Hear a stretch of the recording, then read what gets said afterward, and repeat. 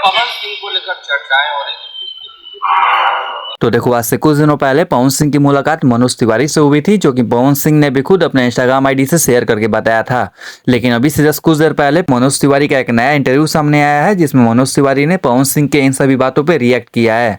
तो खैर, आगे इस वीडियो में देखेंगे कि मनोज तिवारी ने क्या कुछ बोला है, पर उससे पहले चैनल को सब्सक्राइब कर लेना, ताकि ऐसा ही वीडियो आप लोगों तक पहुंचती रहे। देखो, जो इस बार मनोज तिवारी का इंटरव्यू वायरल हो रहा है, उसमें मनोज तिवारी ने इनडायरेक्टली इन सभी बातों पर यह बोला है कि कुछ बातों को बात के लिए रखा जाए। मतलब कुछ बातें हैं जो कि फ्यूचर में सबके सामने आएंगे, कुछ बात खातिर इंतजार किया जाए। खैर, वैसे भी विधानसभा चुनाव आने वाला है और सबको पता ही है कि इस बार पवन सिंह भी इस विधानसभा चुनाव में खड़े होने वाले हैं।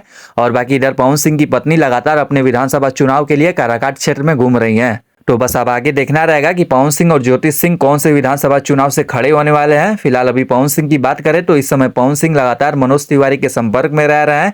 तो इसका मतलब साफ जाहिर है कि पवन सिंह को बीजेपी की तरफ से टिकट मिल सकता है, बस सीट कंफर्म नहीं है। तो बस इस वीडियो में इतना ही। जैसे ही कोई अपडेट आएगा, वीडियो बन जाएगा, तो चैनल को सब्सक्राइब करके चैनल के साथ जुड़े रहें। मिलते हैं अगले अपडेट में।